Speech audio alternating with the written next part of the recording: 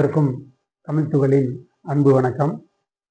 இப்போ நம்ம பார்க்க போகிறது புத்திசாலி சொற்பொழிவாளர்.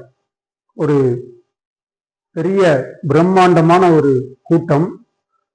அதில் ஒரு புத்திசாலியான சொற்பொழிவாளர் 1 மணி நேரமாக பேசிக்கிட்டு இருக்கார். நிறைய கூட்டம், எல்லா மக்களும் அவருடைய பேச்சை கேட்டுக்கிட்டு இருக்காங்க. பேச்சு முடிந்தது. ஒரு அறிவிப்பு சொன்னார்.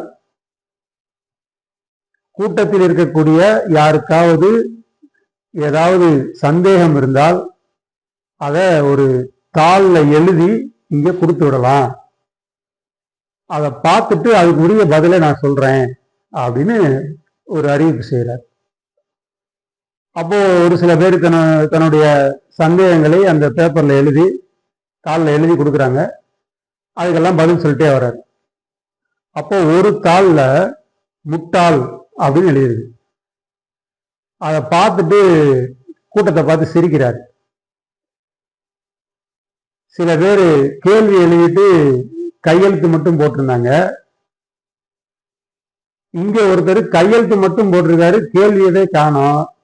கையெழுத்துல முட்டாள்னு போட்டிருக்காரு, யார் அந்த முட்டாள்னு தெரியல அப்படின்னு சொல்றாரு.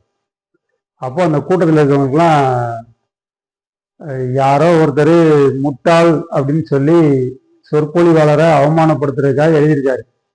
ஆனா இவர் புத்திசாலியா இருந்ததுனால எழுதினவரையே முட்டாள், அவருடைய பெயர் எழுதியிருக்கிறாருன்னு சொல்லிட்டாரு அப்படின்னு எல்லாரும் மகிழ்ச்சியா இருக்காங்க. நன்றி.